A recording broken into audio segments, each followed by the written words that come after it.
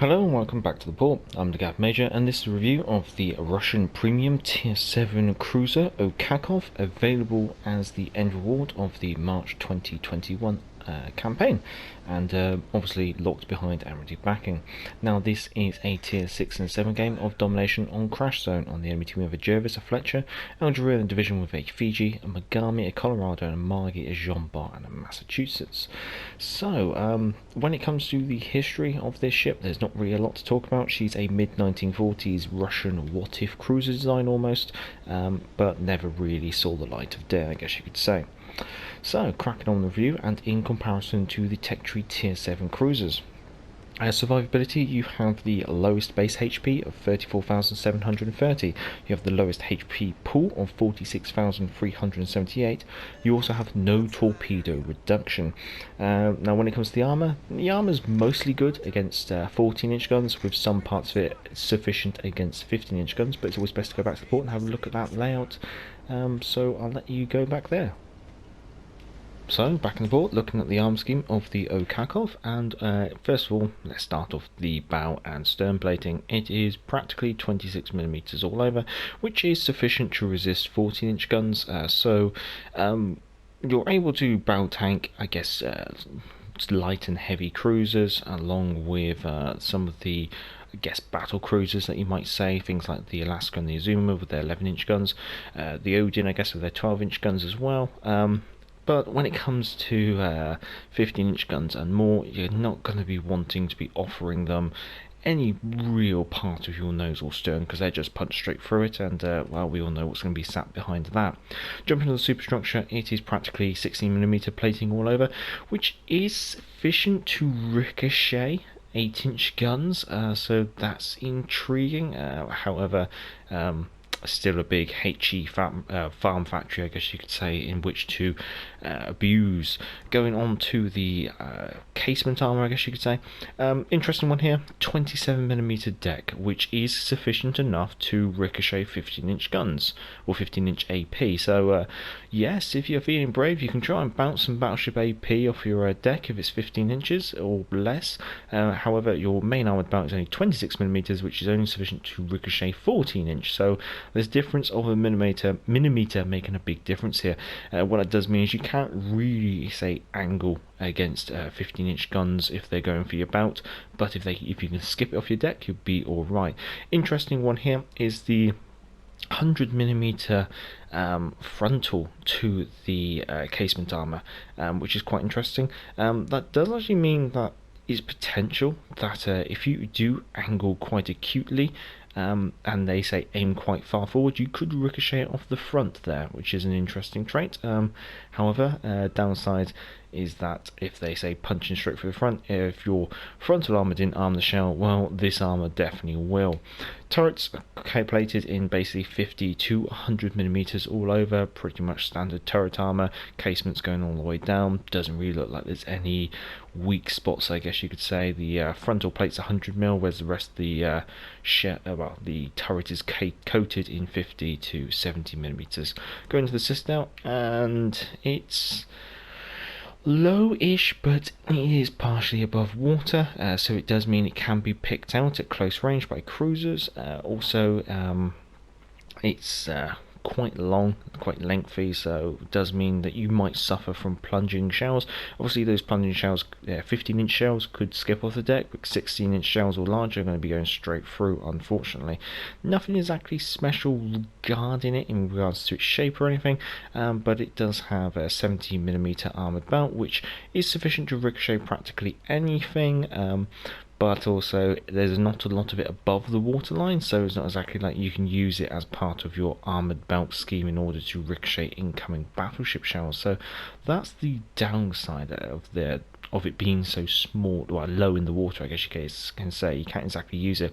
Now the Citadel deck is 50mm, so again it's falling within that same category of being able to ricochet most AP shells from appropriate angles.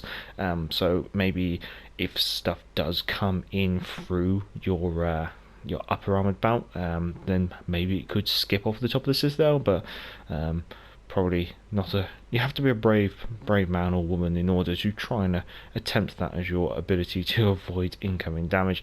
But all in all, she looks quite interesting armor-wise, and well, I'll let you go back to the game. So, welcome back, and we're still just continuing to push out to the right here, but obviously not wanting to get caught out if we have to. So, going on to the artillery, she has 8 6-inch guns in 4 dual gun turrets. We have A turret, B turret superfiring up front, and then we have X turret superfiring over Y turret at the rear. So we have 2 fore and 2 aft turrets. Now, these have a joint above average range of 15.5 kilometers. However, due to my command build and things like that, I have got them pushed out to about 19.2 kilometers in this game. Now, they do have the fastest reload of 5.8 seconds, fastest turret traverse speed of 13.8 seconds per 180 degrees of rotation. Furthermore, they have the worst HE shell damage of 2,200 per shell, joint worst fire chance, which is only 12%, and the joint second worst AP shell damage, which is 3,300. However, remember, you do have that very fast reload, and that's then reflected in your DPM. So when it comes to your HE DPM, you're third best. When it comes to fires per minute, you're third best again. And when it comes to your AP DPM, you're fourth best. Seen this Jervis, but I'm not sure what the Jervis is going to do, but I might try and back up and just make sure he doesn't come round the corner. I also do have radar should I need it. So, with the torpedoes, you have 2 quintuplet launchers. That's basically 5 tubes per launcher, and these are mounted 1 per side. Now, these have the slowest reload per launcher, which is 131 seconds, and that's still above average reload as well per tube.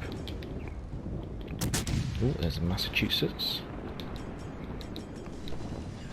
I think Massachusetts is just still distracted enough, so I'm just going to fire those torpedoes and then try and get out of here before he then switches attention to me.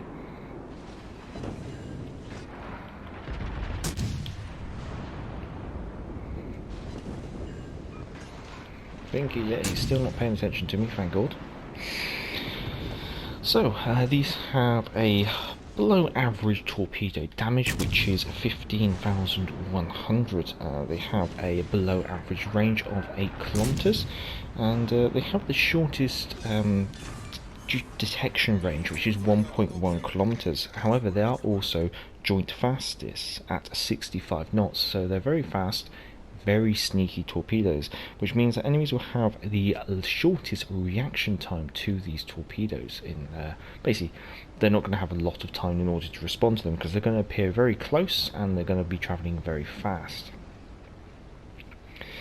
Now, when it comes to the manoeuvrability, you're second fastest at 35 knots. You're also second largest turning circle at 750 meters, along with the third quickest rudder shift, which is 7.4 seconds.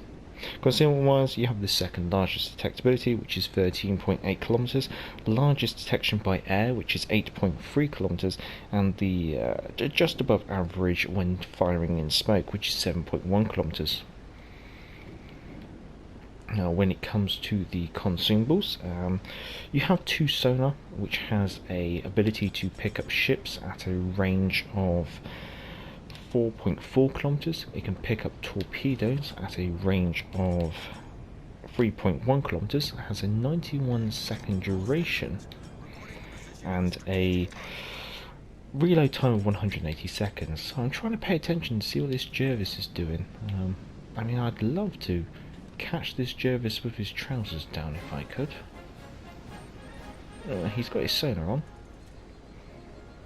so the game's up for me. Might as well put my sonar on.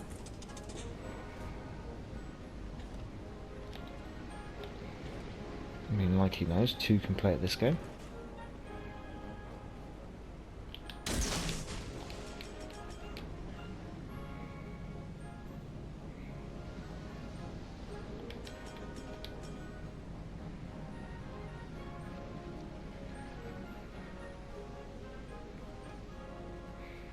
And then we just wait.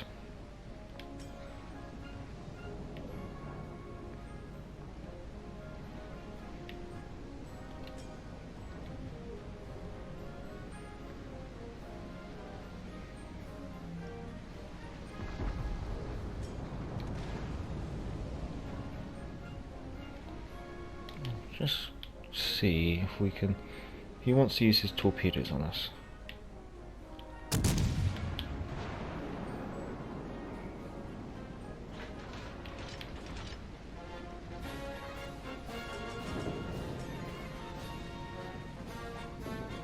Oh, we lost that battleship.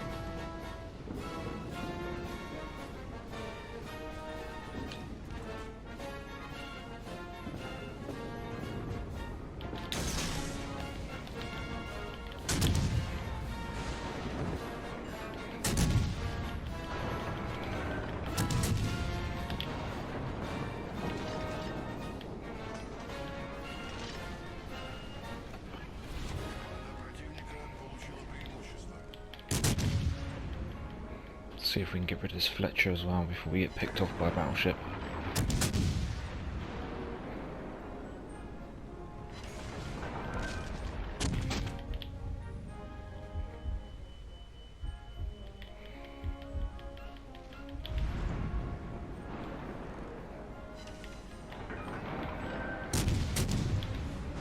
Would be good to get a fire on him before we lose him.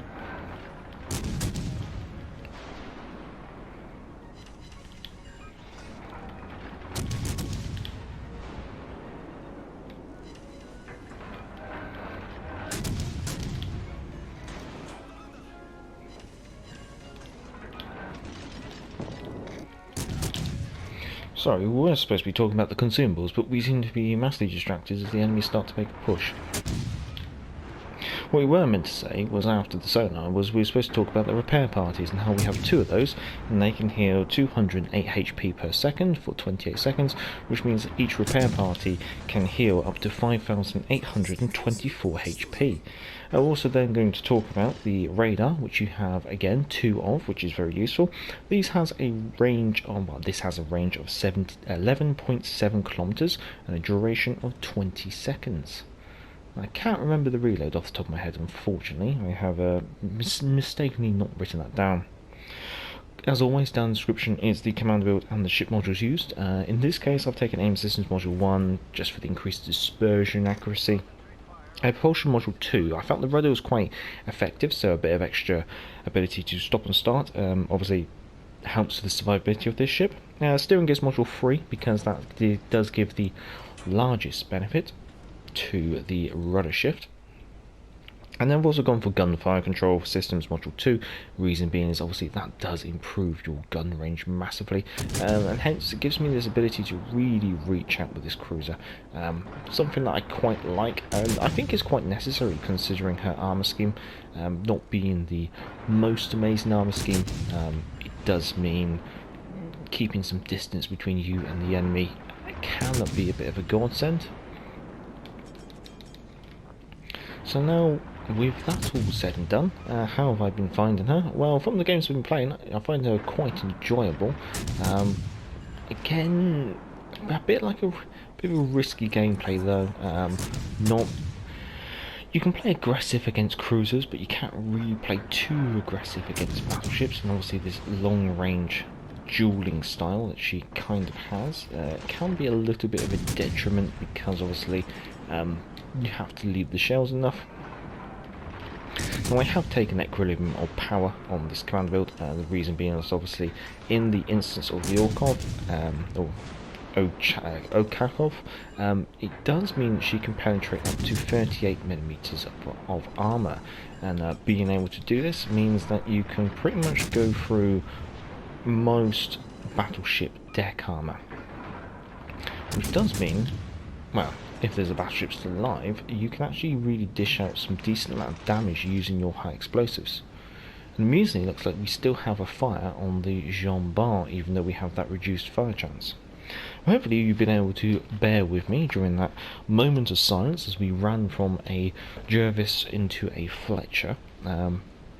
It's always the joys of recording these live, is you end up those moments where, unfortunately, you don't have the chance to really look down at the review notes you've taken, and you kind of have to just go on the fly. But with that all said and done, the enemy only have one ship left, and we're well out of contact with that ship, so if anything interesting crops up, we'll obviously jump back in, but until that happens, or the end of the game, we'll have a bit of Colonel Bogey's March.